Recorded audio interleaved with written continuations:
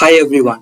तो अगर आप स्टॉक मार्केट में नए हो और इंट्राडे ट्रेडिंग करके पैसा कमाना चाहते हो तो ये वीडियो आपके लिए है, क्योंकि जो भी लोग इंट्राडे ट्रेडिंग करना चाहते हैं उन लोगों के लिए मैं यहाँ पे एक सिंपल सा स्ट्रैटेजी शेयर करने वाला हूँ प्राइस एक्शन के ऊपर। और ये स्ट्रैटेजी को यूज करके या फिर ये सिस्टम को यूज करके आप आराम से इंट्राडे ट्रेडिंग कर सकते हो। और आपको बता दो, अगर आप इंट्राडे ट्रेडिंग सच में करना चाहते हो ना तो आपको बहुत टाइम देना पड़ेगा मार्केट को सीखने के लिए, क्योंकि इंट्राडे ट्रेडिंग वो स्विंग ट्रेडिंग जितना आसान नहीं होता। यहाँ पे आपको मार्केट का एक एक मूवमेंट को ऑब्जर्व करना होता है, मार्केट का जो वोलेटिलिटी उसको समझना होता है। तो इसीलिए अगर आप स्क्रीन टाइम ज्यादा देकर मार्केट को प्रैक्टिस करना चाहते हो तो इंट्राडे ट्रेडिंग आपके लिए, तो आप जरूर इंट्राडे ट्रेडिंग करके आराम से पैसा बना सकते हैं। लेकिन जो ये मैं आराम से बोल रहा हूँ ना, ये आराम से पैसा बनाने का जो स्टेज होता है वो आने के लिए आपको कड़ी मेहनत करना पड़ेगा। वो स्टेज तक खुद को पहुंचाने के लिए आपको हार्डवर्क करना पड़ेगा। तो मैं आपको ये वीडियो में एक सिस्टम बताने वाला हूँ, एक सिंपल सा ट्रेडिंग सिस्टम में आप लोगों को शेयर करने वाला हूँ। और इंट्राडे ट्रेडिंग के लिए, स्टॉक सिलेक्शन के लिए सभी चीजें मैं आप लोगों को बताऊंगा। तो वीडियो को पूरा एंड तक देखिए। और अगर आप चैनल पे नए हो तो पहले चैनल को सब्सक्राइब कीजिए और वीडियो को लाइक कीजिए। तो अभी हम वीडियो स्टार्ट करते हैं। तो सबसे पहले हम लोग स्टॉक सिलेक्शन प्रोसेस को समझेंगे, फिर उसके बाद मैं आप लोगों को बताऊंगा कि स्टॉक सिलेक्शन कैसे करना है, क्योंकि इंट्राडे ट्रेडर के लिए स्टॉक सिलेक्शन काफी इंपॉर्टेंट पार्ट होता है मार्केट में। तो इसीलिए स्टॉक सिलेक्शन प्रोसेस को ध्यान से समझने का कोशिश कीजिए। और यहाँ मैं आप लोगों को कोई इंडिकेटर या कोई मैं बकवास चीजें या कोई डाटा रीडिंग में कुछ नहीं बताने वाला हूँ। हम लोग केवल चार्ट्स को देखेंगे, वहां पे प्राइस एक्शन को देखेंगे और उसके बाद स्टॉक सिलेक्शन करेंगे। तो सबसे पहले स्टॉक सिलेक्शन में नंबर 1 पॉइंट आपको ये समझना है कि अगर आपको इंट्राडे ट्रेडिंग सच में आसानी से करना है तो जो भी आपका स्टॉक रहेगा वो निफ्टी 50 का होनी चाहिए। ओके, या तो आप लोग निफ्टी 50 के बाद आप निफ्टी नेक्स्ट 50 में जा सकते हो। तो ओवरऑल आप ये कह सकते हो कि इंट्राडे ट्रेडर्स के लिए जो भी स्टॉक आपको अगर वॉच लिस्ट में रखना है वो स्टॉक निफ्टी 100 में से होना चाहिए। मतलब निफ्टी 100 के जितने भी स्टॉक्स है वहां से आपको एक दो स्टॉक को पिक करना है और उसके बाद इंट्राडे ट्रेडिंग करना है। तो ये पॉइंट मैंने आप लोगों को बता दिया। अब दूसरा यहाँ पे ये होता है कि अगर आप यहाँ पे स्टॉक सिलेक्शन आप कर रहे हो, ठीक है, तो जो आपका प्राइस एक्शन सेटअप रहेगा उसको देखने के लिए आपको आफ्टर मार्केट, मतलब जब मार्केट खत्म होगा तो आपको आफ्टर मार्केट ये 100 स्टॉक्स को देखना है। हाँ, अगर आप 100 स्टॉक देखने का आपके पास उतना टाइम नहीं है तो आप निफ्टी 50 में भी देख सकते हो, क्योंकि निफ्टी 50 का जितने भी स्टॉक्स है ये बेस्ट होता है इंट्राडे ट्रेडिंग करने के लिए। और मैं आपको बता दूं, अगर आप निफ्टी 50 से अगर बियॉन्ड जाएंगे, मतलब आप छोटा छोटा कंपनी का जो स्टॉक होता है ना, तो अगर आप वहां पे ट्रेड करोगे तो आपको काफी प्रॉब्लम होगी। अब जैसे मैं आप लोगों को एक एग्जांपल देता हूं, ठीक है।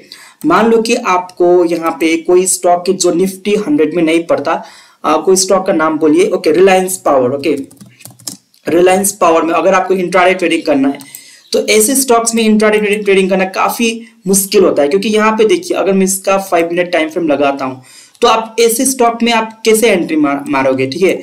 यहाँ पे आप लोग कैसे स्टॉप लॉस ट्रेलिंग करोगे, जो भी यहाँ पे स्पाइक आता है तो यहाँ पे आपका स्टॉप लॉस ट्रेलिंग उतना आसानी से नहीं होता है, तो आपको यहाँ पे बहुत बार एसएल वगैरह देना पड़ सकता है। तो ये स्टॉक जो होता है ये इंट्राडे ट्रेडिंग के लिए नहीं होता। आप खुद ही देखो ना, इसका जो चार्ट है, जो कैंडल का फॉर्मेशन, ये कितना घिनौना लग रहा है ना, कितना गंदा लग रहा है। अब वैसे आप लोग यहाँ पे देखो, यहाँ पे अंबुजा सीमेंट का चार्ट है, ठीक है। यहाँ पे देखो ये कितना अच्छा दिख रहा है, ये स्टॉक का चार्ट यहाँ पे 5 मिनट पे अच्छा दिख रहा है।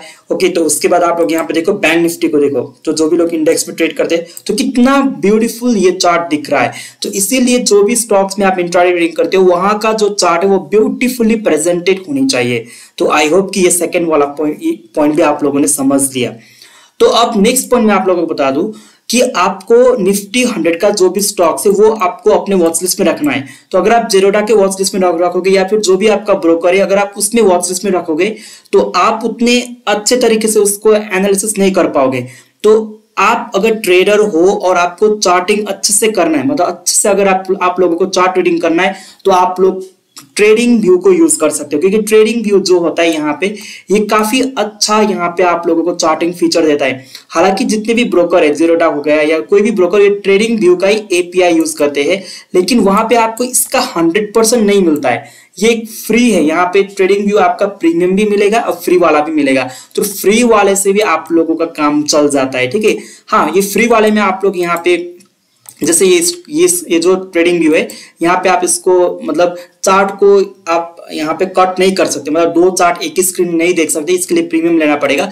लेकिन हाँ, आप लोग यहाँ पे क्लिक करते करते यहाँ पे और भी चार्ट्स को यहाँ पे देख सकते हो लाइव मार्केट में, तो इससे कोई दिक्कत नहीं होगी, क्योंकि मैं भी ट्रेडिंग व्यू का फ्री वर्जन ही यूज करता हूँ। तो यहाँ ट्रेडिंग व्यू में अगर आपको स्टॉक को वॉच लिस्ट में रखना है, जैसे यहाँ पे देखिए मैंने ट्रेडिंग व्यू में वॉच लिस्ट बनाया है, ठीक है। जैसे निफ्टी, ये इंट्राडे स्टॉक का वॉच लिस्ट है, निफ्टी 50 का है, फिर निफ्टी नेक्स्ट 50 का है। तो ऐसे आप लोगों को पहले वॉच लिस्ट बनाना पड़ेगा, और जो आप वॉच लिस्ट बनाओगे वो निफ्टी 50 का बनाओगे और निफ्टी नेक्स्ट 50 का बनाओगे। तो आपको ये दो वॉच लिस्ट बनाना पड़ेगा। तो इसको कैसे बनाना, तो उसके ऊपर ऑलरेडी मैंने एक वीडियो बनाया है, तो वो वीडियो आप जाके देख सकते हो। तो अब आप लोगों ने ट्रेडिंग व्यू पे आ गए, आप लोगों ने वॉच लिस्ट बना लिया, तो अब आप लोगों को स्टॉक सिलेक्शन करना है, ठीक है। तो मैं यहाँ पे निफ्टी 50 में क्लिक कर लेता हूँ। जैसे आप लोग यहाँ पे देखिए निफ्टी 50 का यहाँ पे है, फिर निफ्टी नेक्स्ट 50 का है। तो हम लोग पहले निफ्टी 50 को देखेंगे, उसके बाद निफ्टी नेक्स्ट 50 को देखेंगे, और यहाँ से हम लोग स्टॉक सिलेक्शन को करेंगे, ठीक है। तो आप लोग यहाँ पे आए, निफ्टी 50 में हम लोग पहले आते हैं। तो यहाँ पे हम लोग स्टार्ट करते हैं अडानी से, क्योंकि यहाँ पे पहला स्टॉक है अडानी का। तो आपका जो टाइम फ्रेम रहेगा, ये रहेगा 15 मिनट का टाइम फ्रेम या फिर 30 मिनट का टाइम फ्रेम। यहाँ पे जो आपको दिखाई दे रहा है, या तो 15 मिनट या फिर 30 मिनट पे आप लोग ये स्टॉक को देखोगे। अब स्टॉक में क्या देखना है, तो ये काफी इंपॉर्टेंट पॉइंट है। आपको 30 मिनट टाइम फ्रेम पे या फिर 15 मिनट टाइम फ्रेम पे आपको सिर्फ दो ही सेटअप को देखना है, ठीक है। आपको सिर्फ दो ही सेटअप को देखना है, वो है आपका ट्रेंड लाइन। या तो आपको ट्रेंड लाइन को देखना है, ओके, ट्रेंड लाइन को देखना है, या फिर आपको एक मेजर सपोर्ट या रेजिस्टेंस देखना है। मतलब ट्रेंड लाइन जो होता है ऐसा स्लैंट वाला, इसको ट्रेंड लाइन बोलते हैं।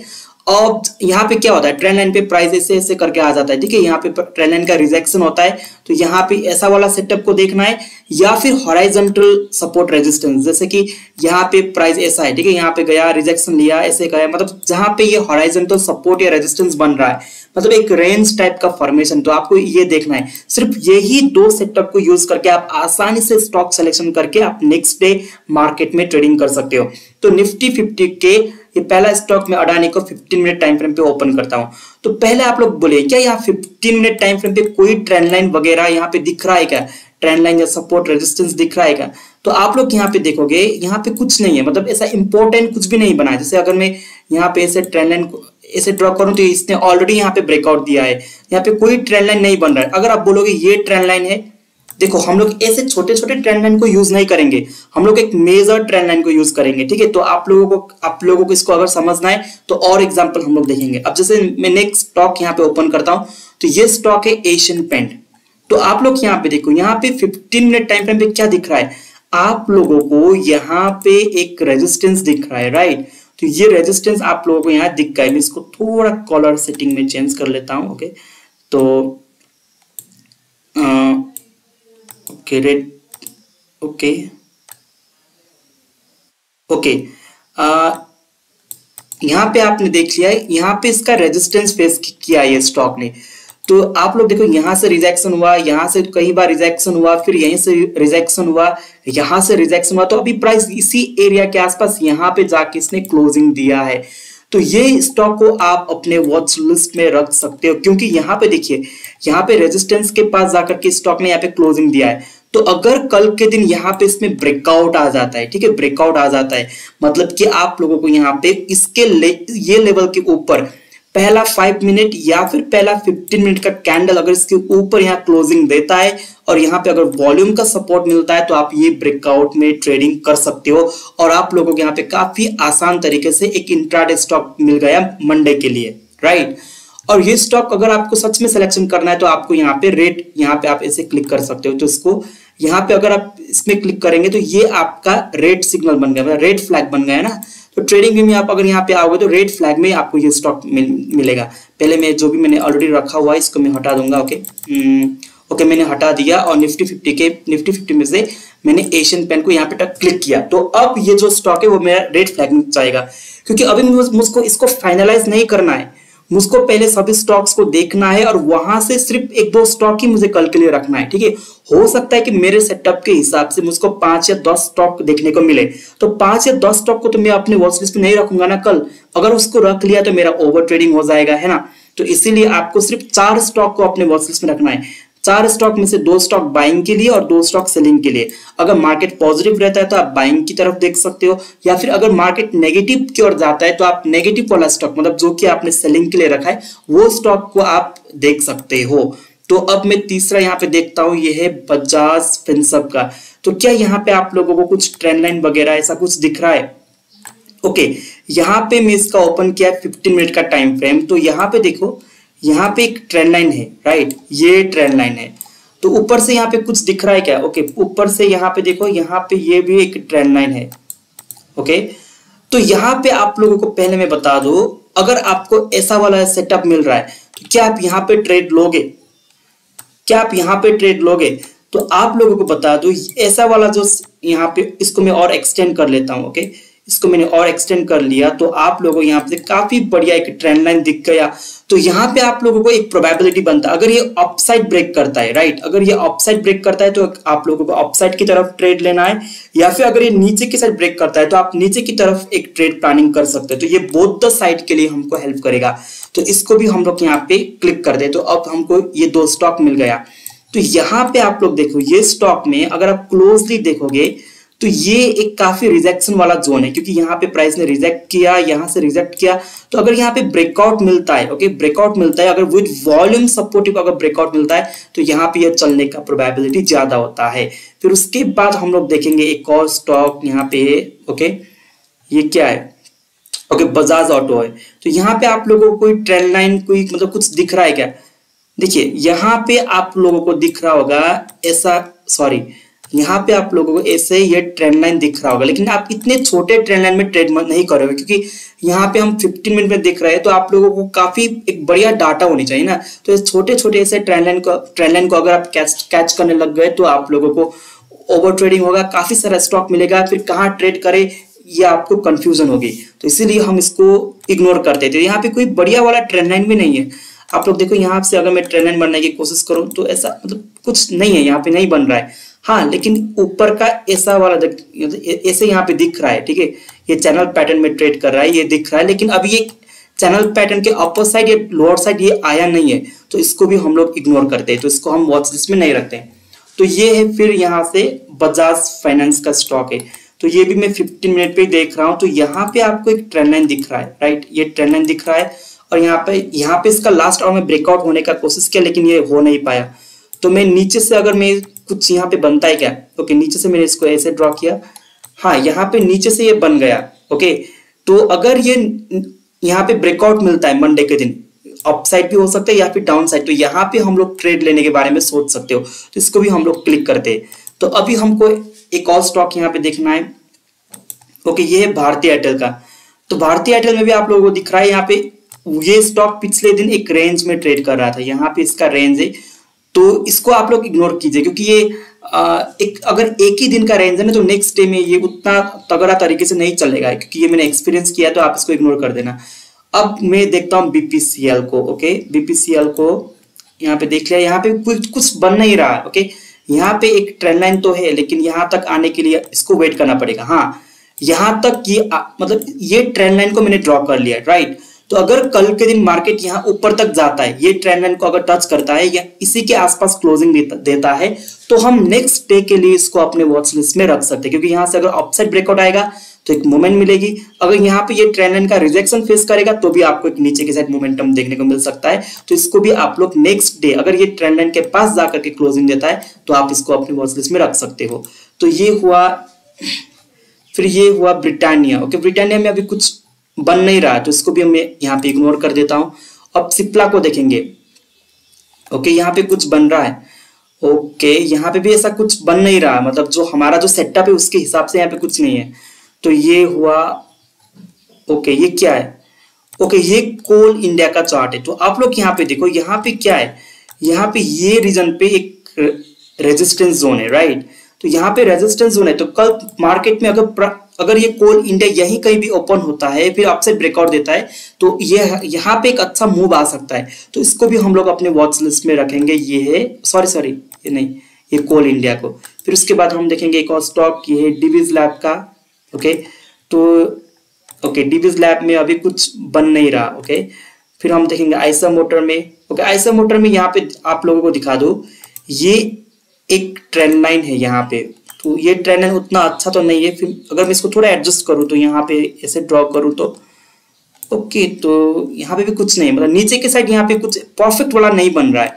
तो अपर साइड देखेंगे तो यहाँ पे हाँ ऐसा वाला अपर साइड यहाँ पे एक ट्रेंड लाइन यहाँ पे दिख रहा है, राइट। तो अगर यहाँ पे इसका ब्रेकआउट मिल जाता है ये जोन के ऊपर, अगर यहाँ पे ओके ये जोन के ऊपर ब्रेकआउट मिलता है तो यहाँ पे आप लोग एंट्री बनाने के बारे में सोच सकते हो। तो इसको भी हम लोग अपने वॉच लिस्ट में रखेंगे। तो जो भी सेटअप मैं आप लोगों को बोल, सिर्फ दो ही सेटअप है, ट्रेंड लाइन को देखना है या फिर हॉरिजॉन्टल सपोर्ट या रेजिस्टेंस को देखना है, वो भी 15 मिनट या फिर 30 मिनट के टाइम फ्रेम पे। ओके यहाँ पे ये कौन सा, ये ग्रासिम है। ओके तो ग्रासिम में आप लोग देखो यहाँ पे इसका ट्रेंड लाइन है। ओके सॉरी यहाँ पे इसका रेजिस्टेंस है।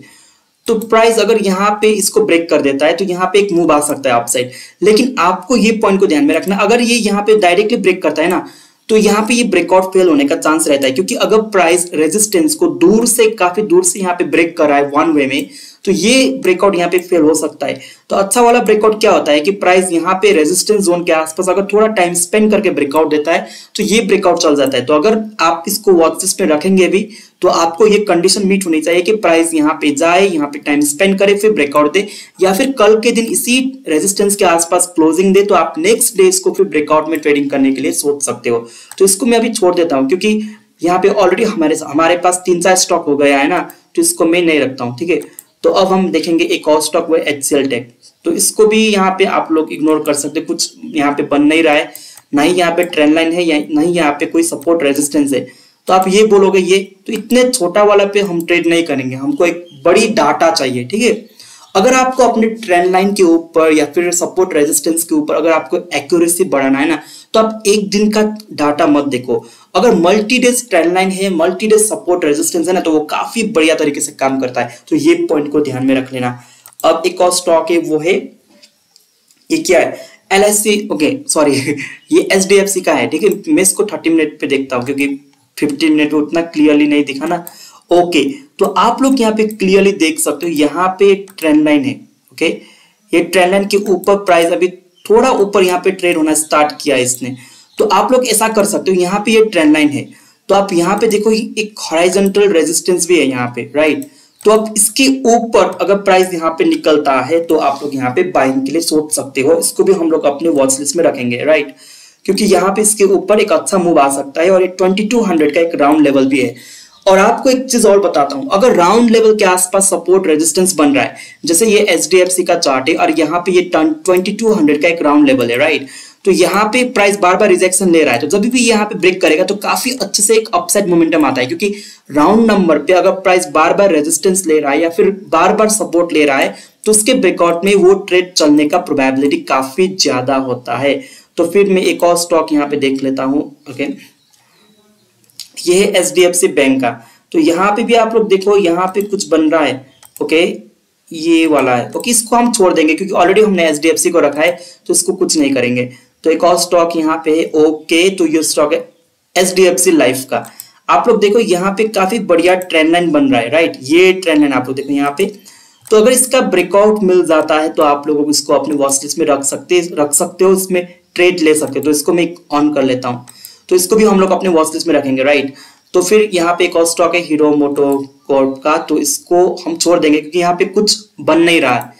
फिर हम देखेंगे एक और स्टॉक यहाँ पे। ओके यहाँ पे कुछ बन रहा है क्या? ओके ये ट्रेंड लाइन, आप ये ट्रेंड लाइन कंसिडर कर सकते हो, लेकिन क्या है ना कि यहाँ पे ये बहुत गैप क्रिएट किया हुआ है, मतलब जैसे कि यहाँ पे गैप है, फिर यहाँ पे ऐसे गया, फिर गैप करके नीचे आया, फिर गैप अप ओपनिंग। तो इसको क्या करें, इसको छोड़ देंगे क्योंकि काफी बार हम लोगों को एक अच्छा वाला सेटअप यहाँ पे मिल चुका है ना, तो इसमें ट्रेड करने का कोई लॉजिक नहीं है। तो ये है हिंदुस्तान यूनिलीवर का। तो यहाँ पे स्टॉक सिलेक्शन, यहाँ पे अगर मैं बोलूँ यहाँ पे ट्रेंड लाइन जैसा बन रहा है क्या? ओके मैं इसको देख लेता हूँ। ओके इतना परफेक्ट या बढ़िया वाला नहीं है, क्योंकि ऑलरेडी हम लोगों को बढ़िया वाला मिल चुका है, तो इसको भी हम लोग इग्नोर कर देंगे, राइट। तो एक और स्टॉक है ये आईसीआईसीआई बैंक। देखो आईसीआईसीआई बैंक में काफी बढ़िया, यहाँ पे देखिए, यहाँ पे इसका ट्रेंड लाइन का रेजिस्टेंस है, और यहाँ पे एक हेड एंड सॉरी क्या बोलते हैं इसको, इनवर्स हेड एंड शोल्डर वाला पैटर्न भी यहाँ पे है। तो 700 जो कि एक राउंड लेवल है इसके ऊपर भी यहाँ पे क्लोजिंग दिया है, तो हम लोग इसको अपने वॉच लिस्ट में रख सकते हैं। तो ये आईसीआईसीआई बैंक को भी मैं वॉच लिस्ट में रखूंगा, ठीक है। देखिए यहाँ पे मैं जितने भी स्टॉक को वॉच लिस्ट में रख रहा हूँ ना, जिसको और हम फिल्टर करेंगे, सिर्फ यही सारे स्टॉक्स में हम लोग ट्रेड नहीं करने वाले। तो अब हम लोग यहाँ पे देखेंगे इन्फोसिस में कुछ बन रहा है, ओके नहीं बन रहा है। ये आईओसी में देखेंगे यहाँ पे क्या बन रहा है, ओके यहाँ पे कुछ नहीं बन नहीं रहा, ओके। और उसके बाद हम लोग देखेंगे यहाँ पे भी कुछ एक परफेक्ट वाला कुछ बन नहीं रहा, ओके। फिर जेएसडब्ल्यू स्टील में, ओके यहाँ पे भी एक ट्रेंड लाइन है, राइट। अब जैसे यहाँ पे दिखाऊं, ये ट्रेंड लाइन टाइप का यहाँ पे बन रहा है, तो इसको भी हम लोग अपने वॉच लिस्ट में ऐड करेंगे, जेएसडब्ल्यू स्टील को। फिर कोटक बैंक को देखेंगे, यहाँ पे कुछ बन रहा है, ओके कोटक बैंक को हम इग्नोर करेंगे। फिर हम एलएनटी है हमारे पास, तो यहाँ पे भी एक बढ़िया सेटअप बन रहा है, क्योंकि यहाँ पे ये वाला रीजन है ना, यहाँ पे इसके ऊपर अगर प्राइस निकलेगा तो एक अच्छा मूव आ सकता है। तो फिर हम लोग एक और स्टॉक यहाँ पे रख लिए, ओके। ये स्टॉक में मतलब यहाँ पे मैं इसको इग्नोर करूंगा, क्योंकि यहाँ पे देखिए ये परफेक्ट वाला नहीं है। फिर उसके बाद ये देख लिया मैंने एमएमएम को। देखिए अगर आपको सीखना है ना, तो ये वीडियो आप पूरा देखिए। और कई सारे लोग बोलेंगे लाइव ट्रेडिंग करके दिखाओ, हाँ मैं लाइव ट्रेडिंग की प्लानिंग कर रहा हूँ, लेकिन 1-2 दिन आप वेट कीजिए, ठीक है। मैं लाइव ट्रेडिंग का भी मैं सोच रहा हूँ। और ये एनटीपीसी में कुछ है, ओके इसमें, हाँ यहाँ पे देखिए ये लेवल के ऊपर एक मूव आ सकता है, क्योंकि यहाँ पे इसने बार बार रेजिस्टेंस लिया है ना, तो इसके ऊपर हम लोग प्लानिंग कर सकते हैं। तो एनटीपीसी को रखेंगे, फिर ओएनजीसी को यहाँ पे देखेंगे, ओके इसमें कुछ बन नहीं रहा है। फिर हम लोग देखेंगे पावर ग्रिड को, यहाँ पे भी कुछ बन नहीं रहा है। फिर रिलायंस को, रिलायंस ने काफी बढ़िया मोमेंटम दिया था, ओके तो इसमें भी कुछ बन नहीं रहा है, ओके अभी के लिए। तो फिर हम लोग देखेंगे ये एसबीआई लाइफ को, ओके यहाँ पे आप लोग देखो, यहाँ पे ट्रेंड लाइन का ये सब बन रहा है, राइट। तो इसको भी हम लोग ब्रेकआउट में ट्रेडिंग कर सकते हैं, तो इसको भी हम अपने वॉच लिस्ट में रखेंगे। फिर उसके बाद स्टेट बैंक ऑफ इंडिया को देखेंगे, तो यहाँ पे भी काफी बढ़िया एक ट्रेंड लाइन बना है, ओके तो इसको भी हम लोग रखेंगे अपने वॉच लिस्ट में। तो फिर आप लोगों को यहाँ पे देखना है, ये इसमें कुछ बन नहीं रहा है। सन फार्मा में, ओके सन फार्मा में भी कुछ बन नहीं रहा है। फिर उसके बाद देखेंगे ये क्या है, टाटा कंज्यूमर प्रोडक्ट में भी कुछ बन नहीं रहा। फिर उसके बाद ये स्टॉक में भी कुछ नहीं है, ओके टाटा मोटर में भी कुछ नहीं है, ये टाटा स्टील में भी कुछ बन नहीं रहा। फिर उसके बाद हम लोग देखेंगे टाटा कंज्यूमर को भी, सॉरी टाटा कंसल्टेंसी में कुछ नहीं है, महिंद्रा में कुछ नहीं है, टाइटन में कुछ नहीं है, फिर अल्ट्राटेक में कुछ नहीं है, और ये यूपीएल में भी कुछ नहीं है, और ये है विप्रो, इसमें भी कुछ नहीं है। तो ऑल टुगेदर हम लोगों ने यहाँ पे आके देखो इतने सारे स्टॉक को अपने वॉच लिस्ट में हमारे सेटअप के हिसाब से रख लिया। तो क्या मंडे हम सभी स्टॉक्स में ट्रेड करेंगे? नहीं, फिर हम यहां से भी और फिल्टर करेंगे, ओके तो यहां से कैसे फिल्टर करेंगे मैं आप लोगों को बताऊंगा। देखिए अब आप लोगों ने यहाँ पे ये स्टॉक को रख लिया है, कितना स्टॉक हुआ यहाँ पे 1 2 3 4 5 6 7 8 9 10 11 12 13, ओके ऑलमोस्ट 12 या 13 स्टॉक हम लोगों ने रखा है। तो अगर आप ये सभी स्टॉक्स को कल के लिए रखोगे ना, तो आप बहुत कंफ्यूज हो जाओगे, फिर किसको देखना, किसको ऑब्जर्व करना, कहाँ पे ट्रेड लेना, अरे ये तो भाग गया, अगर मैं यहाँ पे लिया तो ये नहीं चला, तो अगर जो मैंने नहीं लिया अगर वो चल गया तो ऐसे आपको बहुत सारा थॉट प्रोसेस आपके माइंड में आएगा ना। तो इसलिए यहां से अब हम लोगों को केवल 4 स्टॉक को ही रखना है। 4 स्टॉक को अगर रखेंगे तो 2 रहेगा बाइंग के साइड और 2 रहेगा सेलिंग के साइड। तो अगर हम इसे बाइंग और सेलिंग दोनों के लिए रखेंगे ना, तो क्या होगा कि मार्केट अगर पॉजिटिव दिख रहा है तो आप बाइंग की तरफ देखोगे, या फिर अगर मार्केट नेगेटिव चल रहा है तो आप नेगेटिव वाला स्टॉक को देखोगे। तो सबसे पहले फिर अब हम ये स्टॉक को फिर देखते हैं एक बार। तो सबसे पहले यहाँ पे मैंने एशियन पेंट को रखा है, राइट। तो ये एशियन पेंट में आप लोगों को यहाँ पे बाइंग के साइड देखना है, लेकिन आप लोगों को एक चीज और बता दो, यहाँ पे जो आप लोगों को जो काम में आने वाला है वो है आप लोगों का एक्सपीरियंस। अब ये स्टॉक को आप लोगों ने रख लिया और आप लोगों को यहाँ पे दिख रहा है कि ये जोन से ये स्टॉक बार बार रिजेक्शन लेके नीचे की तरफ आ रहा है। तो जब भी प्राइस अब यहाँ पे ये जोन पे आया है ना, तो यहाँ से 2 प्रोबेबिलिटी होता है, या तो ये यहाँ से ब्रेकआउट करेगा, प्राइस ऊपर की ओर जाएगा, या फिर यहाँ पे जो इसका कंसोलिडेशन यहाँ पे इसका ब्रेकआउट हो जाएगा, तो प्राइस एक ट्रेंड रिवर्सल कर सकता है, या फिर प्राइस एक बार फिर यहाँ पे नीचे की तरफ आ सकता है और ये लेवल को टेस्ट कर सकता है। तो दोनों केस के लिए आप लोग यहाँ पे रेडी रह सकते हो। देखिए कई सारे सेटअप क्या होता है, आपको दोनों साइड का दिखाता है। अगर पर्टिकुलर लेवल को क्रॉस किया तो ये बाइंग के साइड है, या फिर पर्टिकुलर लेवल को क्रॉस किया तो वो सेलिंग के साइड है।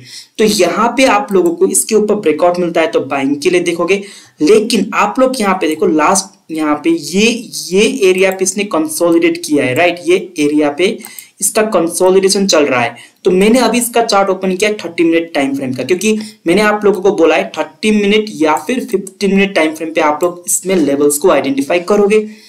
अब यहाँ पे आप लोग और छोटे टाइम फ्रेम में जाओगे, जैसे कि 15 मिनट पे जाओगे, राइट। तो 15 मिनट पे और ये क्लियरली यहाँ पे विजिबल हो गया। तो अगर आप लोग यहाँ पे 5 मिनट पे आओगे तो आप लोगों को दिख रहा है ये स्टॉक एक अपसाइड जाके यहाँ पे इसने टाइम स्पेंड किया और काफी बढ़िया यहाँ पे दिख रहा है, ये एरिया पे दिख रहा है, ओके। तो अगर इसके ऊपर प्राइस यहाँ पे क्लोजिंग देता है 5 मिनट का या फिर 15 मिनट का कैंडल अगर विद वॉल्यूम क्लोजिंग देता है तो आप लोग बाइंग की तरफ देखोगे, या फिर अगर इसके नीचे यहाँ पे प्राइस क्लोजिंग देता है 5 मिनट का या फिर 15 मिनट का कैंडल अगर विद वॉल्यूम यहाँ पे क्लोजिंग देता है तो आप सेलिंग के साइड देखोगे। क्योंकि आप यहाँ पे ऑब्जर्व करो, ये स्टॉक एक ऐसा एरिया पे जाके क्लोजिंग दिया है जहां से ये मेक और ब्रेक करेगा, या तो ये अपसाइड की ओर जाएगा, लेकिन या तो यहाँ से नीचे की तरफ आएगा, लेकिन जिस भी डायरेक्शन में जाएगा तो आपको एक अच्छा मोमेंटम देखने को मिल सकता है। तो आप मार्केट का जो डायरेक्शन है उसको पकड़ के ट्रेड ले सकते हो। अब मान लो निफ्टी पॉजिटिव जा रहा है तो इसने एक अपसाइड ब्रेकआउट दे दिया, तो आप इसको थोड़ा यहाँ पे लेने के बारे में सोच सकते हो। लेकिन मार्केट काफी पॉजिटिव चल रहा है, काफी स्टॉक पॉजिटिव चल रहा है, अगर ये नीचे की तरफ ब्रेक करता है तो आप लोग सोचो, उस टाइम पे ट्रेड लेने के लिए आप सोचो, यहाँ पे थोड़ा और वेट करो, ठीक है। तो आपको ऐसे मार्केट में सिंक रह के आपको ट्रेड लेना होता है। तो ये स्टॉक आप लोगों को कंफर्म रह गया, ओके। अब उसके बाद हम लोग देखेंगे ये क्या है, ओके, बजाज फिनसर्व है, ओके। तो बजाज फिनसर्व को आप लोग देखो यहाँ पे इसका 15 मिनट पे हम लोग देखेंगे तो काफी बढ़िया यहाँ पे सेटअप है, क्योंकि ट्रेंड लाइन है, ऊपर से भी है नीचे से भी है। तो आप लोगों को यहाँ पे एक चार्ट पैटर्न भी दिख रहा होगा, ऐसा वाला चार्ट पैटर्न क्या बोलते हैं इसको आप कमेंट सेक्शन में बता देना। एक ट्रायंगुलर टाइप का चार्ट पैटर्न है, ओके, मैं ही बता देता हूँ। तो आपको यहाँ पे इसको आप लोग यहाँ पे देखिए, ये जो स्टॉक में अगर ब्रेकआउट आता है तो ब्रेकआउट आने के बाद आप लोग यहाँ पे ट्रेड करोगे तो ये भी बाइंग के साइड भी रह सकता है और या फिर सेलिंग की साइड भी रह सकता है। तो ये दो स्टॉक को आप रखेंगे। फिर तीसरा यहाँ पे बजाज फाइनेंस है, ओके। तो बजाज फाइनेंस यहाँ पे तो आप लोग देखो ये बजाज फाइनेंस का सेटअप है और ये ऊपर का बजाज फिनसर्व का सेटअप है। दोनों में कौन सा सेटअप आपको काफी अच्छा दिख रहा है? तो मुझको तो ये वाला दिख रहा है, ठीक है। तो मैं बजाज फाइनेंस को अब यहाँ से हटा दूंगा, ठीक है। मैंने एक स्टॉक को यहाँ से हटा दिया। अब मैंने यहाँ पे और दूसरा स्टॉक देखूंगा मैं यहाँ पे कोल इंडिया को, ओके। तो ये स्टॉक में देखो बाइंग के साइड के लिए मैंने ऑलरेडी यहाँ पे एशियन पेंट को रखा है और यहाँ पे ये कोल इंडिया को भी मैंने रखा है। तो कोल इंडिया को देखिए और स्टॉक में देखता हूँ, ठीक है, किसको रखना है या नहीं रखना है, ओके। ये आइसर मोटर है, फिर ये यहाँ पे क्या है, ओके, HDFC का ये स्टॉक है यहाँ पे, ओके। तो बाइंग के लिए मैं कोल इंडिया को भी हटा दूंगा और आइसर मोटर को भी हटा दूंगा, क्योंकि अब मुझे एशियन पेंट मिला और फिर उसके बाद ये HDFC का ये स्टॉक मिला है, ठीक है। तो मैं और स्टॉक यहाँ पे देखूंगा, ओके, बजाज फिनसर्व, ये वाला स्टॉक है, ओके, ये HDFC लाइफ है, ये काफी बढ़िया दिख रहा है। तो अगर मैं यहाँ पे बजाज फिनसर्व को आप हटा दूंगा, देखिए मैं कैसे स्टॉक को फिल्टर कर रहा हूँ, क्योंकि यहाँ पे मुझको दिख गया कि ये काफी एक परफेक्ट एक ट्रेंड लाइन का फॉर्मेशन है। तो यहाँ पे ब्रेकआउट आता है तो ये HDFC लाइफ में काफी बढ़िया मूव आता है। तो इसीलिए मैंने यहाँ पे HDFC को हटा दिया, ओके। मैं ये HDFC को यहाँ से हटा दूंगा क्योंकि इसको मैंने हटा दिया। अब मेरे बाइंग के साइड ये एशियन पेंट को मैंने रख लिया है और ये HDFC लाइफ को रख लिया है, राइट, क्योंकि यहाँ पे काफी बढ़िया दिख रहा है। तो ICICI बैंक भी यहाँ पे काफी बढ़िया दिख रहा है, ओके। तो अब किसको रखे, तो एक और हम लोग यहाँ पे देखेंगे, ओके। मैं JSW को भी हटा दूंगा क्योंकि मुझे काफी बढ़िया दिख रहा है HDFC लाइफ। ये LNT को भी मैं यहाँ से शायद हटा दूंगा, ओके। LNT को ठीक है, हम एक बार LNT को रख लेते हैं, ठीक है, क्योंकि यहाँ पे काफी अच्छे लेवल पे है। तो ये स्टॉक को मैं NTPC को मैं हटा दूंगा यहाँ पे, क्योंकि हम लोगों को काफी बढ़िया सेटअप वाला मिल रहा है, ओके। देखिए जो सेटअप आपको अच्छा दिखेगा या फिर बुरा दिखेगा वो कैसे डिसाइड होता है, वो आपके एक्सपीरियंस से डिसाइड होता है। अगर आप ये सारे स्टॉक को देख रहे हो, लाइव मार्केट में ऑब्जर्व कर रहे हो ना, तो आपको विजुअली पता चलेगा कि हाँ ये अच्छा दिख रहा है इसके मुकाबले। तो इसीलिए always try to gain experience. Okay, तो ये है एचडीएफ, ओके, ये ओके एसबीआई लाइफ का है ये। ओके, मैं इसको हटा दूंगा क्योंकि मुझे एचडीएफसी लाइफ काफी अच्छा दिख रहा है। तो फिर यहाँ पे एक और स्टॉक, ओके, कौन सा है ये? SB, okay, state bank of India है ये। Okay, state bank of India को मैं रख लेता हूँ। ओके, देखिए यहाँ पे अब जो हमारा स्टॉक है वो 4 स्टॉक होनी चाहिए। एशियन पेंट हो गया, फिर उसके बाद ये एचडीएफसी लाइफ इंश्योरेंस का हो गया। तो आईसीआईसीआई बैंक को, ओके, मैं आईसीआईसीआई बैंक को हटा दूंगा या फिर एलएनटी को हटाऊं। ओके, एलएनटी को एक बार देख लेता हूँ। ओके, ओके, मैं एलएनटी को रखूंगा और आईसीआईसीआई को मैं हटा दूंगा। ओके, तो फिर अब मेरे पास ये रहा, ओके, ये स्टॉक रहा, राइट। तो 4 स्टॉक को मैंने रख लिया। तो कई बार क्या होता है ना कि आज हम लोगों को नहीं देखने को नहीं मिला, कई बार आप लोगों को ऐसा वाला स्टॉक भी मिल जाता है। जैसे यहाँ पे ये ट्रेंड लाइन है, ओके, तो प्राइस यहाँ पे ऐसे करके यहाँ पे जा रहा है, तो यहाँ पे ये इसको भी हम लोग वॉच लिस्ट में रख सकते हैं। लेकिन ये स्टॉक आज हमको नहीं मिला ना देखने के लिए, तो इसीलिए ये वाला सेटअप भी आप लोगों को मिल सकता है ट्रेंड लाइन के ऊपर। तो इसके अपोजिट हमको ये मिला है, तो इसीलिए आज परफेक्ट वाला 2 बाइंग का या 2 सेलिंग वाला स्टॉक हम लोगों को देखने को नहीं मिला। लेकिन हाँ, यहाँ पे ये स्टेट बैंक ऑफ इंडिया का यहाँ पे है। ओके, तो अब हम लोगों को कैसे ट्रेड लेना है, देखिए मैं एक एक स्टॉक में आप लोगों को ट्रेड लेने के बारे में मैं बताऊंगा। तो अब एक इंपॉर्टेंट पार्ट आने वाला है वीडियो का, तो पूरा वीडियो ध्यान से देखिएगा। तो अभी पहला स्टॉक हम एशियन पेंट को देखते हैं। तो जैसे मैंने आप लोगों को बोला है, यहाँ पे एक रेजिस्टेंस है। तो हम क्या करेंगे, अभी इसका मैंने 30 मिनट का टाइम फ्रेम ओपन किया है। तो अगर आप इंट्राडे ट्रेडिंग करते हो तो आपको इसको 15 मिनट पे ओपन करना है या फिर 5 मिनट पे ओपन करना है, ठीक है। तो हम लोग सबसे पहले यहाँ पे क्या करते हैं, 5 मिनट टाइम फ्रेम पे चले जाते हैं। तो 5 मिनट टाइम फ्रेम में आप लोगों को यहाँ पे पहला कंडीशन ये फुलफिल होना है कि मार्केट को फ्लैट ओपन होना है या थोड़ा ऊपर नीचे खुलना है। अब जैसे मान लो मार्केट ने यहाँ पे क्लोजिंग दिया, सॉरी एशियन पेंट ने यहाँ पे क्लोजिंग दिया है, तो अगर एशियन पेंट यहाँ कहीं पे खुल जाता है या फिर मेजर गैप ऑफ ओपनिंग होता है, तो वो केस में आपको इसको इग्नोर करना पड़ेगा। क्योंकि जो भी हम अपने वॉच लिस्ट रखते हैं ना, तो वो वॉच लिस्ट अगर मार्केट फ्लैट या थोड़ा ऊपर नीचे खुलेगा तभी हम वहां पे आसानी से ट्रेड ले पाएंगे। तो पहला कंडीशन तो ये है कि मार्केट में अगर फ्लैट मेजर गैप अप या गैप डाउन ओपनिंग होता है तो वो केस में आपको इसको इग्नोर करना है।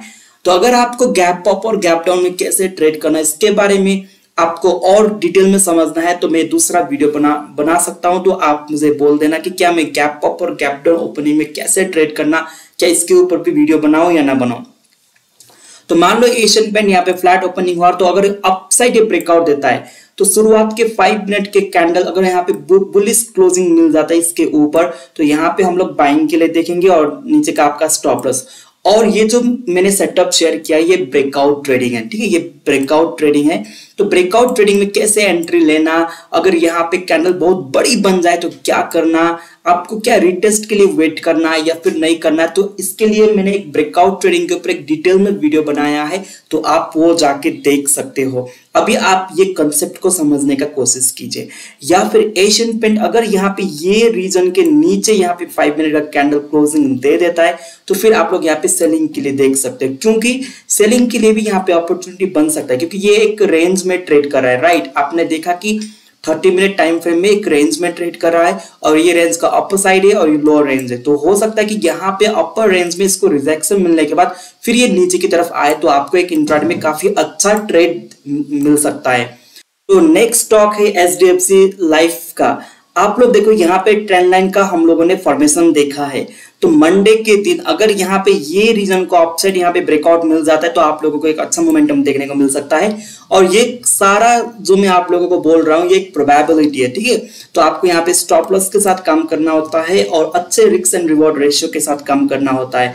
तो यहाँ पे सिर्फ आप ब्रेकआउट के बारे में देखोगे, क्योंकि यहाँ पे ऐसा हो सकता है कि यहाँ पे क्योंकि ये जो ट्रेंड लाइन है बार बार यहाँ पे टच किया, तो अगर ट्रेंड लाइन का बार बार यहाँ पे टच होता है, हिट करता है, तो ये ब्रेकआउट देने का चांस होता है, राइट। तो आप यहाँ पे सेलिंग के लिए उतना प्लान मत करना एचडीएफसी लाइफ इंश्योरेंस में। और आपको मतलब बाइंग के लिए देखना है या फिर सेलिंग के लिए भी देखना है, क्या क्या देखना है, तो आपको पहले एक्सपीरियंस होना चाहिए।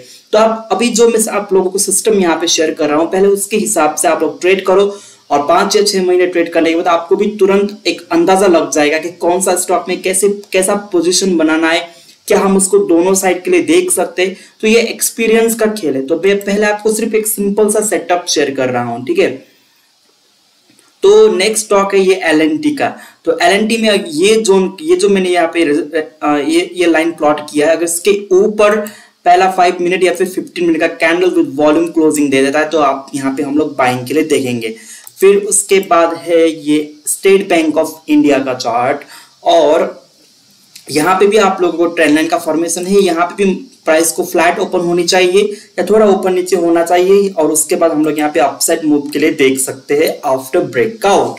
तो यहाँ पे एक मेजर क्वेश्चन आता है कि हम लोगों ने यहाँ पे बहुत सारा स्टॉक को रखा और वहां से केवल हम लोगों ने 3-4 स्टॉक को यहाँ पे रखा है अल्टीमेट मतलब कल के लिए, ठीक है। तो हो सकता है कि जो हम लोगों ने रखा है वहां पे मूव ना आए, या फिर जो हम लोगों ने इग्नोर किया है वहां पे मूव आए। तो ऐसा भी आप लोगों को फेस करना पड़ सकता है। और इंट्राडे में अगर आप बिगिनर हो ना तो दिन में 2 ट्रेड से ज्यादा ट्रेड मत देना। तो आप लोगों ने ये 4 स्टॉक को यहाँ पे आइडेंटिफाई किया, तो आप मंडे को क्या करोगे, ये 4 में से केवल आप 2 स्टॉक में ही आप ट्रेड कर लेना, क्योंकि अगर आप 3 स्टॉक 4-5 बार अगर ट्रेड लोगे तो वो ओवर ट्रेडिंग हो जाएगा। तो पहले आप सिर्फ 2 ही स्टॉक में ट्रेड करो। अब हो सकता है कि आप लोगों को एशियन पेंट एक बड़े लेवल पे मिला, अच्छा ब्रेकआउट भी हुआ, वहां पे आप लोगों ने एंट्री मार लिया, राइट। एशियन पेंट में एंट्री मार लिया और उसी टाइम आपको भी दिख रहा है कि एलएनटी भी ब्रेकआउट दे रहा है, तो आप कंफ्यूज हो कि मैं एलएनटी पे जाऊं या एशियन पेंट में जाऊं। तो हो सकता है कि आप यहाँ पे वो एशियन पेंट में आए, वहां पे एंट्री बनाए और एशियन पेंट वहां से ब्रेकआउट फेल करके नीचे आया और आपका स्टॉप लॉस हिट किया और आपको लॉस किया। और हो सकता है कि जिसको आपने इग्नोर किया, मतलब एलएनटी को आपने इग्नोर किया, तो वो एलएनटी काफी अच्छे से चल जाए, ऐसा हो सकता है। और ये जो है आपकी साइकोलॉजी डिस्टर्ब करता है। तो इसीलिए आपको ये समझना है कि आप मार्केट में एक दिन के लिए नहीं ट्रेडिंग कर रहे हो, राइट, आप बहुत दिन के लिए ट्रेडिंग कर रहे हो। तो आज ऐसा हो सकता है कि जो स्टॉक को आपने पकड़ा वो नहीं चला, लेकिन मेरा आपको ये कहना है, क्या ये हर दिन होता है? हर दिन ऐसा होता है कि जिस स्टॉक को आपने पकड़ा वो नहीं चला, क्या ये हर दिन होता है? नहीं होता है ना। तो यहाँ पे भी एक प्रोबेबिलिटी का ही खेल है। तो मान लो कि आज आपने जिस भी स्टॉक में पोजीशन लिया अपने वॉच लिस्ट में से, वहां पे मूव नहीं आया, और जिसमें नहीं लिया वहां पे मूव आया, तो कल के दिन ट्रेड कर लेना, परसों ट्रेड कर लेना। तो हो सकता है कि आप हर दिन, तो ऐसा नहीं होगा ना। तो ये पॉइंट को भी ध्यान में रखना, क्योंकि मैं नहीं चाहता हूं कि ये जो थिंकिंग है, क्योंकि जब मैं इंट्राडे ट्रेडिंग करता था तो मेरे साथ जब ऐसा होता था तो मेरे मन में ये क्वेश्चन आता था कि मैं हर स्टॉक में पोजीशन बनाऊं, तो इससे ओवर ट्रेडिंग होता था। क्योंकि जिस स्टॉक को मैंने इग्नोर किया, मतलब लाइव मार्केट में ट्रेड नहीं किया, लेवल पे आने के बाद में दूसरे स्टॉक में ट्रेड किया, तो दूसरा जहां पे मैंने लिया वो नहीं चला और जो नहीं लिया वो चल गया। तो ऐसे आपको साइकोलॉजी, आपका जो साइकोलॉजी वो डिस्टर्ब हो सकता है। तो इसीलिए आपको ये समझना है कि आप स्टॉक मार्केट में एक लॉन्ग टर्म के लिए आए हो और ये हर दिन नहीं होता।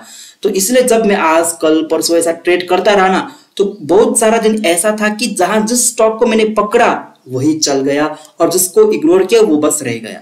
तो ऐसा हो सकता है, ऐसा दिन भी आता है, राइट। तो ये पॉइंट को आप लोगों को समझना है। और ये जो सेटअप मैंने आप लोगों को बोला, ये ब्रेकआउट ट्रेडिंग सेटअप है। यहाँ पे आपको कैंडल क्लोजिंग का वेट करना पड़ता है। तो कैंडल क्लोजिंग का वेट कैसे करें, वॉल्यूम को कितना देखिए, तो क्या होनी चाहिए सारा कंडीशन, तो आप मेरा जो ब्रेकआउट ट्रेडिंग का प्लेलिस्ट है यूट्यूब में, वो जाके देख सकते हो। आपको एंट्री बनाने में काफी आसान हो जाएगा। तो आई होप कि ये जो सिंपल सा सेटअप मैंने आप लोगों को शेयर किया है आपको ये काम आएगा। आप इसको प्रैक्टिस करोगे, आप स्टॉक को फिल्टर आउट करने में ये सेटअप को यूज करोगे और इंट्राडे में काफी अच्छा ट्रेडर आप बन सकते हो। और एक चीज और बता दूं, इंट्राडे ट्रेडर को होमवर्क करना काफी इंपॉर्टेंट है।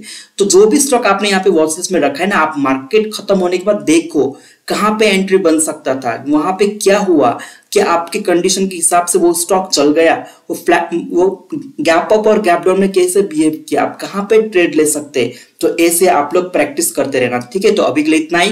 वीडियो अच्छा लगे तो वीडियो को लाइक कीजिए। एंड जय हिंद दोस्तों, थैंक यू सो मच।